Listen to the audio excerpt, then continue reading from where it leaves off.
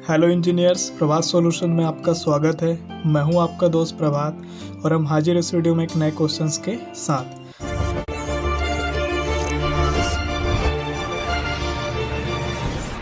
तो आइए देखते हैं क्वेश्चंस क्या कहता है। क्वेश्चन बोलता है अ स्टील कॉलम ISHB 250 @51.0 kg पर मीटर। आपको ISHB 250 दिया हुआ है क्वेश्चन में, जिसका आपका वेट है आपका 51 kg पर metre. Is subjected to factor axial load of 1250 kilo newton. ये कितना किलो न्यूटन का एक्सियल फोर्स आपका रेसिस्ट कर सकता है? आपका 1250 किलो न्यूटन का। Design a slab base plate. अब आपको डिज़ाइन करना है slab base plate for the column. इस कॉलम के लिए assume that bearing surface of the column and the base plate is machined the concrete footing each of M20 grade of concrete. आपको ये दिया हुआ है।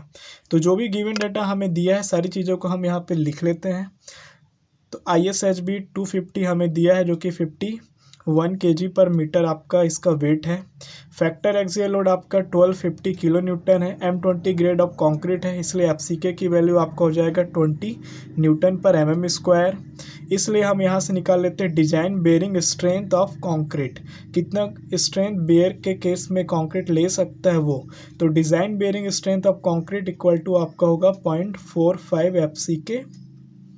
तो FCK की वैल्यू 20 इंटू करने के बाद आपका आएगा आंसर 9 न्यूटन पर mm स्क्वायर। ये फॉर्मूला कहाँ से आया? तो हमने कॉन्सेप्ट वाले वीडियो में इसको पढ़ा था, समझा था, तो आप वहाँ पे भी जा कर के इसको देख सकते हैं। अब यहाँ पे हमें ज़रूरत पड़ेगा एरिया। तो कितना बेस प्लेट के लिए हमें एरिया रिक्वायर्ड होगा वो हम यहाँ पे निकालना है। तो area of the base plate required, तो जितना आपका लोड हो रहा है और जो हमने डिज़ाइन बेरिंग स्ट्रेंथ कैलकुलेट किया उसका डिवाइड करेंगे तो आ जाएगा। तो 1250 इंटू 10⁻³ यानी कि न्यूटन में अपॉन में 9। तो हम जब इसको डिवाइड करते हैं तो 138.89 इंटू 10⁻³ mm स्क्वायर में एरिया आता है। अब क्या करते हैं, हम डिटेल ले लेते हैं ISHB 250 का, जो हमें सेक्शन पहले से दिया हुआ है, कॉलम सेक्शन। हम स्टील टेबल में जाते हैं, इसका ओवरऑल डेप्थ कितना है, इसका फ्लेंज का विड्थ कितना है, इसका थिकनेस कितना, वो सारी चीज़ें हम यहाँ से ले लेते हैं।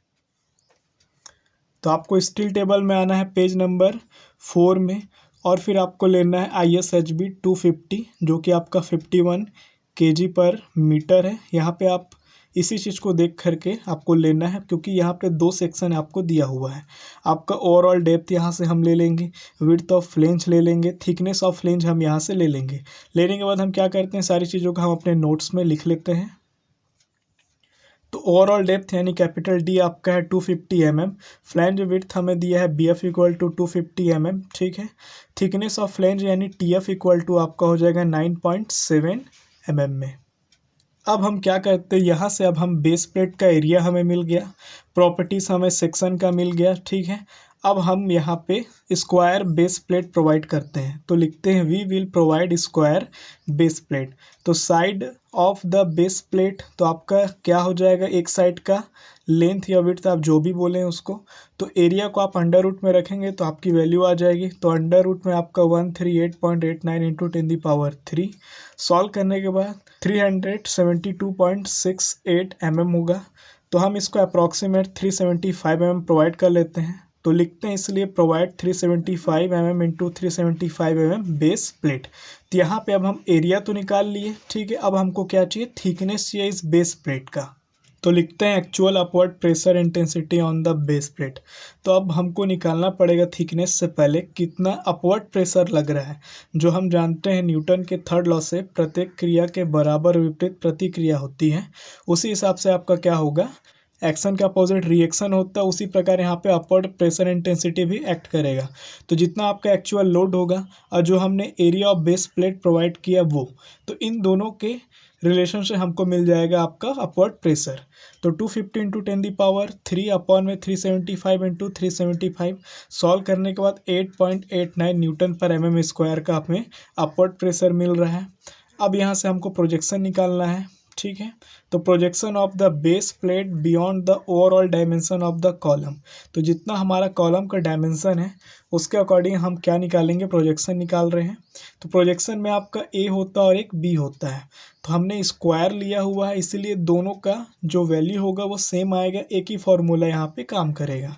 तो 375 आपका क्या होगा, एक साइड का आपका अगर आप लेंथ लेंगे या फिर आप विड्थ लेंगे तो 375, उसमें से आपको माइनस करना है 250, ठीक है, क्योंकि आपका कॉलम का ओवरऑल डेप्थ भी 250 है और विड्थ भी 250 है, तो वो हम माइनस कर दिए अपॉन में 2, तो वैल्यू आपका आ गया 62.5 mm।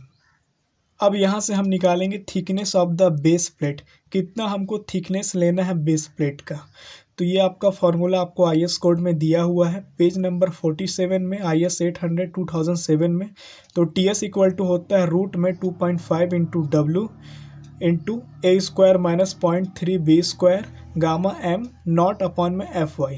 तो एफ वाई की वैल्यू हम 250 न्यूटन पर mm स्क्वायर मानते हैं और गामा एम नॉट की वैल्यू 1.1 हम मान लेते हैं। तो TS इक्वल टू आपका हो जाएगा रूट में 2.5 इंटू डब्ल्यू की वैल्यू हमने निकाला 8.89 इंटू ए स्क्वायर की वैल्यू 62.5 का square minus 0.3 into B square की वैल्यू आपका होगा 62.5 का स्क्वायर, ठीक है। गामा एम नॉट की वैल्यू आपका होगा 1.1 अपॉन में 250। सॉल्व करने के बाद आएगा TS इक्वल टू 16.35। तो हम इसको अप्रॉक्सीमेट 18 mm ले रहे हैं, ठीक है। तो आपका थिकनेस ऑफ जो स्लैब बेस प्लेट है उसका आपका थिकनेस कितना होगा 18 mm, और ये हमेशा ज़्यादा होना चाहिए थिकनेस ऑफ जो आपका मेन मेंबर है, जो आपका कंप्रेशन मेंबर है उससे। क्यों? क्योंकि उसका लोड ही तो ये बेयर करेगा, इसलिए इसको हम हमेशा ज़्यादा रखते हैं और ये IS कोड का रिकमेंडेशन भी है। तो यहाँ पे TS की वैल्यू आपका 18 है और TF की वैल्यू 9.7 है, जो ऑलरेडी आपका ज़्यादा है, बड़ी है। तो आपका यहाँ पे हम क्या लिखेंगे, हेंस ओके। अब आपको लेना है column base plate connection is not design, क्यों? क्योंकि आपको मशीन पहले ही बोल दिया है क्वेश्चन में। तो हम यहाँ पे क्या किए हैं, कनेक्शन को डिज़ाइन नहीं किए हैं, तो यही वो कनेक्शन है जिसको हमने यहाँ पे डिज़ाइन नहीं किया हुआ है। हम डायरेक्ट यहाँ पे लेते हैं 60x60x8 mm, जो कि ISA एंगल सेक्शन है, are use to connect the base plate and the flange of the column.